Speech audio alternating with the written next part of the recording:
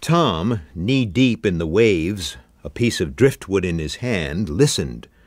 The house, up towards the coast highway in the late afternoon, was silent. The sounds of closets being rummaged, suitcase locks snapping, and of a final door crashing shut all had faded away. Chico, standing on the pale sand, flourished his wire strainer to shake out a harvest of lost coins. After a moment, without glancing at Tom, he said, "Let her go." So it was every year. For a week or a month, their house would have music swelling from the windows. There would be new geraniums potted on the porch rail. The clothes on the wire line changed from harlequin pants to sheath dresses to handmade Mexican frocks like white waves breaking behind the house. Sometimes, looking up, he would see a woman drying her hair like a bright yellow flag on the wind. Sometimes the flag was black or red against the sky. But there was never more than one woman at a time. And at last a day like today came. Tom placed his driftwood on the growing pile near where Chico sifted the billion footprints left by people long vanished from their holidays. "Chico, what are we doing here?" "Living the life of Riley, boy." "I don't feel like Riley, Chico." "Work at it, boy." Tom nodded imperceptibly. Once a year he himself brought a nice girl here, knowing she was right at last, and that in no time they would be married. But his women always stole silently away before dawn, feeling they had been mistaken for someone else, not being able to play the part. Chico's friends left like vacuum cleaners with a terrific roar, leaving no lint unturned. "Chico," Tom bit his lower lip, "I've been thinking, why don't we split up? Maybe we'd have better luck alone." "Look here, boy, you and me, we'll still be here in 30 years. A couple of crazy, dumb old goony birds drying their bones in the sun. Nothing's ever going to happen to us now. Tom, it's too late. Get that through your head and shut up." Tom swallowed and looked steadily at the other man. "I'm thinking of leaving next week." Shut up, and get to work." Chico gave the sand an angry, showering rake that tilled him 43 cents in dimes, pennies, and nickels. He stared blindly at the coins, shimmering down the wires like a pinball game all afire. Tom didn't move, holding his breath. They both seemed to be waiting for something. "Hey! Hey!" From a long way off down the coast, a voice called. A boy was waving, running along the shore 200 yards away. There was something in his voice that made Tom feel suddenly cold. "Hey!" The boy pulled up, gasping, pointing back along the shore. "A woman! A funny woman by the North Rock!" "A woman!" Chico began to laugh. "Oh, no, no." "What do you mean, a funny woman?" asked Tom. "I don't know. You got to come see. Awful funny." "You mean drowned?" "Maybe. She came out of the water. She's lying on the shore. You got to see yourself. She's got a fish's tail." Chico laughed again. "Not before supper, please." "Please, no lie. Oh, hurry." He ran off, since he was not followed, and looked back in dismay. Tom felt his lips move. The boy wouldn't run this far for a joke, would he, Chico? People have run further for less. Tom started walking. "All right, son." "Thanks, mister. Oh, thanks." The boy ran. 20 yards up the coast, Tom looked back. Behind him, Chico squinted, shrugged, dusted his hands wearily, and followed. They moved north along the twilight beach. "What?" said Tom. "What if we get to North Rock and it's true? The ocean has washed something up." They came around the North Rock. A second boy stood there looking down. He was pale and seemed not to breathe. Tom glanced away from the boy to the sand, and Tom's face in the next moment became the face of the boy. His hands assumed the same curl at his sides, and his mouth moved to open and stay half open. The setting sun was 10 minutes above the sea. "A big wave came in and went out," said the first boy, "and here she was." They looked at the woman lying there. Her hair was very long, and it lay on the beach like the threads of an immense harp. It was the color of limes. The men bent half down in wonder. Her face was white sand sculpture, with a few water drops shimmering on it like summer rain upon a cream-colored rose. And as the water shifted her, her skin glinted like the surface of a pearl. The lower half of her body changed itself from white to very pale blue, to pale green and lime green, a rush of light and dark, to end in a lacy fan, a spread of foam and jewel on the sand. The woman was the sea was woman. There was no flaw or seam. The illusion, if illusion it was, held perfectly together, and the blood from one moved into and mingled with what must have been the ice waters of the other.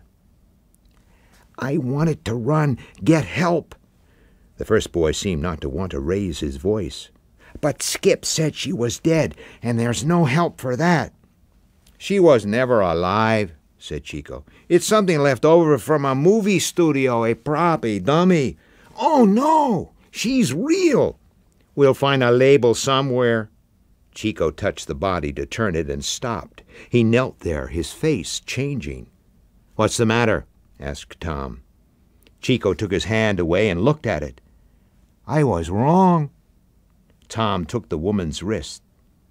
"There's a pulse." "You're feeling your own heartbeat," said Chico.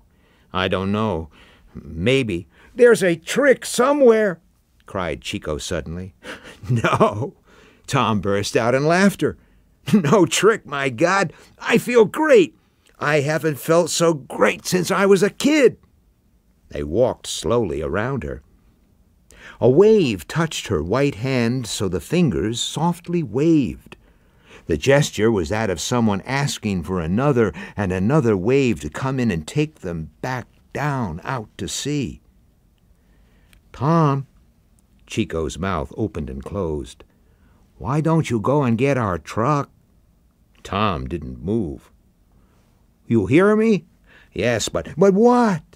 "We could sell this somewhere. I don't know, the university, that aquarium at Seal Beach, or, well, hell, why couldn't we just set up a place? Look! Drive to the pier. Buy us 300 pounds of cheap ice. When you take anything out of the water, you need the ice, don't you?" "I don't know, Chico." "What do you mean? She's real, isn't she? What are we waiting for?" "Chico, you better go get the ice yourself." "Hey! Someone's got to stay and make sure she don't go back out with the tide." "Chico, I don't know how to explain. I don't want to get that ice for you." "I'll go myself, then." "Look, boys, build the sand up here to keep the waves back. I'll give you $5 apiece. Hop to it. My God, this is better than finding ambergris." He ran to the top of the nearest dune and called, "Get to work," and was gone. Now Tom and the two boys were left with the lonely woman by the North Rock, and the sun was 1/4 of the way below the western horizon. The sand and the woman were pink gold. Tom looked at the face and the great strands of hair spread out in a lyre on the shore. "She's beautiful." The boys nodded. Tom felt himself trembling. He saw the boys were trembling too. A car horn hooted. Their eyes blinked, suddenly afraid. They looked up toward the highway. A wave poured about the body, framing it in a clear white pool of water. Tom nodded the boys to one side. The next wave came and moved the body 2 inches in and 6 inches out toward the sea. But, said the first boy. Tom shook his head. The third wave lifted the body 2 feet down toward the sea. The first boy cried out and ran after it, but Tom reached him and held his arm. For a moment, there were no more waves. Tom looked at the woman, thinking, she's true, she's real, she's mine, but she's dead, or will be if she stays here. We can't let her go, said the first boy. We just can't. The other boy stepped between the woman and the sea. What would we do with her if we kept her? The first boy tried to think. We could... He stopped and shook his head.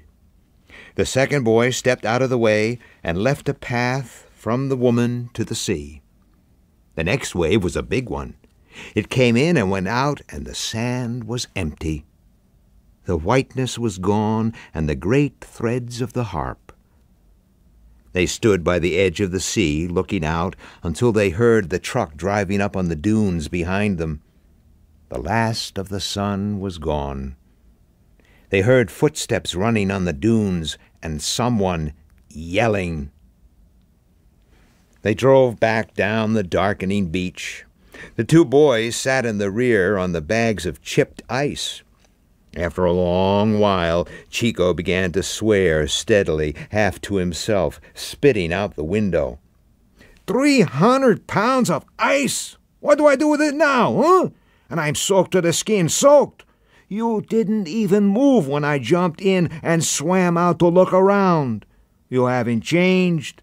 Like every other time, like always. You do nothing, nothing. And what did you do?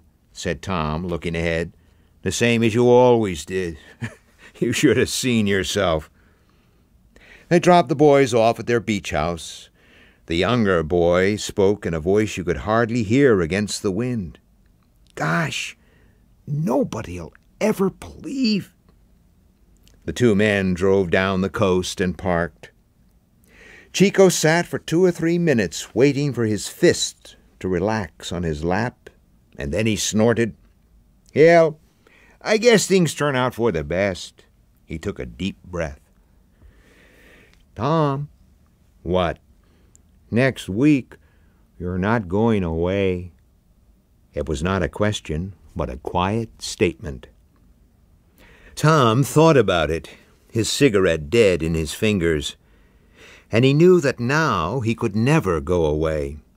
For tomorrow and the day after that, he could walk down and go swimming there in all the green and white fires and the dark caverns in the hollows under the strange waves. Tomorrow and tomorrow and tomorrow. Yes, Chico, I'm staying here. Now the silver-looking glasses advanced in a crumpling line all along the coast from 1,000 miles north to 1,000 miles south. The mirrors didn't reflect so much as one building or one tree or one highway or even one man himself. The mirrors reflected only the quiet moon and then shattered into a billion bits of glass that spread out in a glaze on the shore. Then the sea was dark a while, preparing another line of mirrors to rear up and surprise the 2 men who sat there for a long time, never once blinking their eyes, waiting. Ed Bishop was reading The Shoreline at Sunset by Ray Bradbury. The producer was Rosemary Watts.